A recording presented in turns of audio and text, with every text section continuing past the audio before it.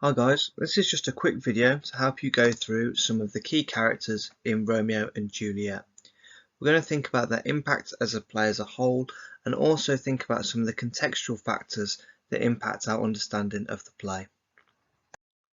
Look at the key contextual information surrounding the play.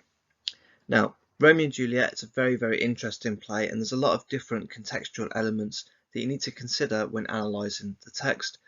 The first thing we're going to focus on is the social context. So the first thing we're going to look at is the idea that Romeo and Juliet was created during a time where Britain lived in a patriarchal society. And what we mean by that essentially is that this is where fathers were deemed the most important figure within their household. It wasn't just the fathers, however, it was also males in general. So women were deemed to be very kind of inferior to the female counterparts. So again, this is exemplified through the character of Lord Capulet, who's quite a strong character within the play. Women were deemed inferior to their male counterparts. The main role of women during this time was to find a suitable male and find one quickly, especially compared to today's standards, and become a dutiful mother and wife. So this was quite a strange time compared to the time that we live in currently, where women didn't have much authority. They weren't allowed to own property. They were very much seen to be the possession of males. So a daughter would be the possession of their father until the time when she actually found a suitable husband, in which case the possession of her would transfer over to the husband. Whenever we're thinking about context, it's really important to consider which characters will be impacted the most by this information. So hopefully you've got quite a firm understanding of some of the characters and can start to use some of this information in your exam response as well. Now what I'd like you to do is to look at the adjectives below and work out the two different characters that we'll be looking at today. So the adjectives are opportunistic, wealthy, respected, generous, cold, selfish, interfering, domineering, emotionless, and caring. So I want you to take a little bit of time now. If you need to pause the video and to go through this in a bit more time, then you're more than welcome to do so. It's really important to consider the kind of adjectives that you would assign to certain characters, because this will help you formulate your point and actually express your ideas well when it comes to writing your exam response. Now we're going to go through and have a look through the answers that I've came up with. If you disagree with any, that's absolutely fine. There's no such thing really as a right or wrong answer in English. It's about how you are able to express your own ideas and support them by actually referring to the text and also the context surrounding it as well. So the two characters that this video is focusing on is Lord Capulet and Lady Capulet. So you can see there on the left hand side, the first thing I've thought about for Lord Capulet, obviously he's the top member of a very esteemed wealthy family, so therefore that makes him quite a wealthy person himself. Arguably he can be seen to be interfering. Now this part potentially isn't the first thing you would think of when we first look at Lord Capulet, but it kind of changes and develops as we go throughout the play, and that's a really good thing that Shakespeare does. We don't have very static characters that just stay the same throughout. A real good character will evolve and will change over time. Domineering, so again that's kind of a little bit more of a sophisticated word for someone who's quite controlling. Generous, caring, and respected. When we look at Lady Capulet, we have selfish, cold, emotionless, and opportunistic. Now, if you don't agree with these answers, that's absolutely fine, but I'd like you to think about, do the characters change during the play? Would you have swapped them around for a little bit, maybe? And think, why would you have done that? Okay, try and justify your ideas, because that's the kind of thing that you'd be expected to do at GCSE level. Now we're going to go ahead and we're going to have a look at a key extract from Lady Capulet. So it says, "What say you? Can you love the gentleman? This night you shall behold him at our feast. Read over the volume of young Paris's face, and find delight writ there with beauty's pen. Examine every married lineament, and see how one another lends content, and what obscured in this fair volume lies, find written in the margin of his eyes. This precious book of love, this unbound lover, to beautify him only lacks a cover. The fish lives in the sea, and 'tis much pride for fair without the fair within to hide. That book in many's eyes doth share the glory that in gold clasps lock in the golden story. So shall you share all that he doth possess, by having him, making yourself no less.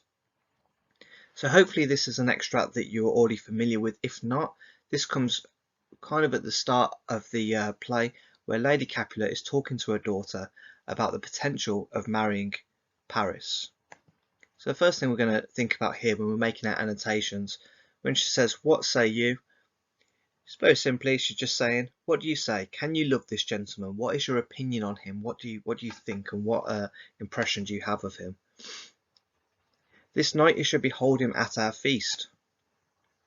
Tonight you'll see him at our feast. Okay, so again, quite straightforward. Initially this starts off as quite simple, but then it gets a little bit more complicated. She tends to talk in kind of a metaphorical kind of sense as she describes the idea of marriage and the relationship. Now when she's talking about Paris, she says, read over the volume of young Paris's face.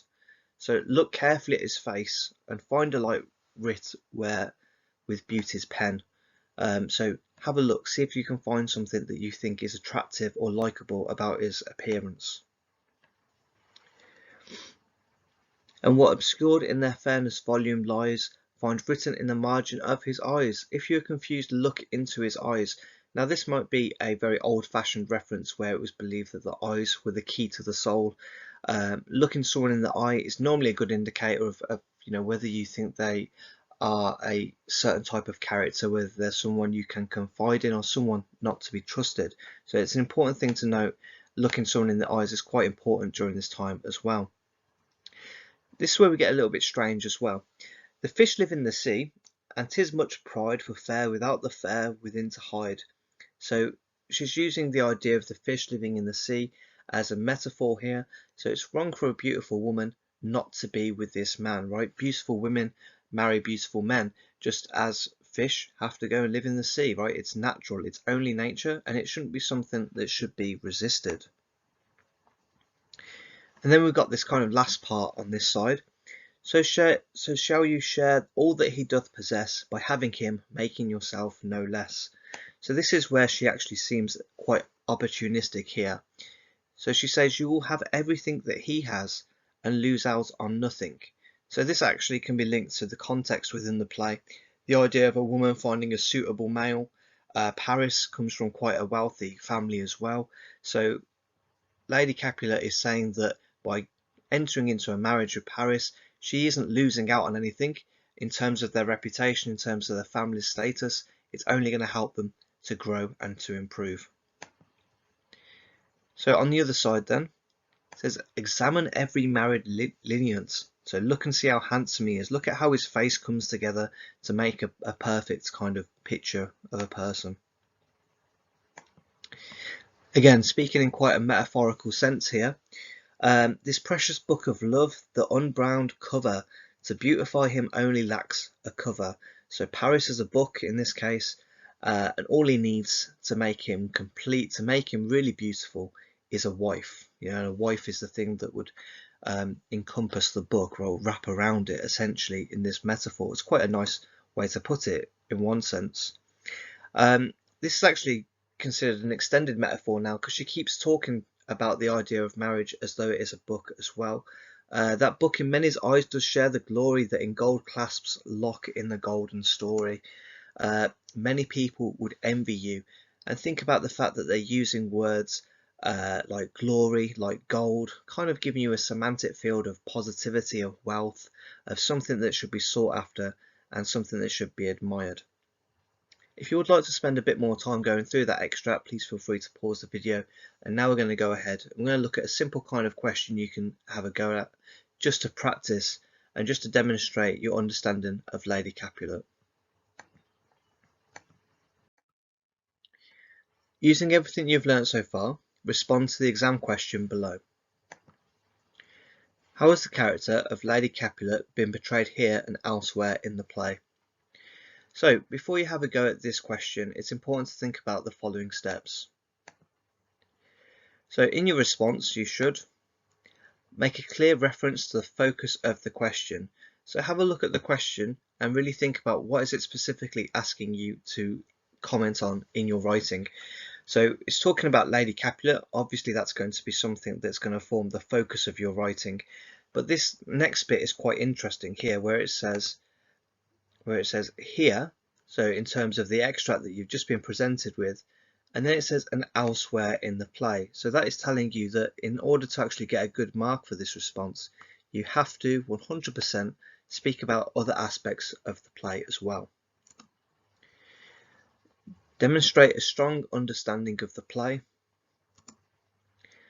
and select quotations to support your ideas. In terms of the quotations, you're going to need to have quite a good understanding of the rest of the play. Even if it's not a completely direct quotation, you can still get marks for that as well if you're not too sure about the exact quote. Look at the extract below and attempt the challenges that follow. So now that we've had a brief look at Lady Capulet, we're going to quickly have a look at Lord Capulet. And this is kind of the first instance that we see him in the play and where we kind of formulate our first impression. So it says, but saying over what I have said before, my child is yet a stranger in the world. She has not seen the change of 14 years. Let 2 more summers wither in their pride, ere we may think her ripe to be a bride. So when thinking about our first impression of Lord Capulet, when thinking about the extracts that you have in front of you, I like to consider the following challenges. So first of all, what is happening in this part of the play? What part of the play does it come from as well? It's equally as important, especially when you're thinking about writing an exam response based on Lord Capulet. What is Lord Capulet advising Paris to do? So this is Paris who has gone, he's actually spoken to Lord Capulet and is trying to ask him something. And then mega challenge, what is your impression of Lord Capulet at this point in the play? How might he contradict the ideas of courtship during the time? Okay, so if you want to have a bit of time to go through it, that's fine.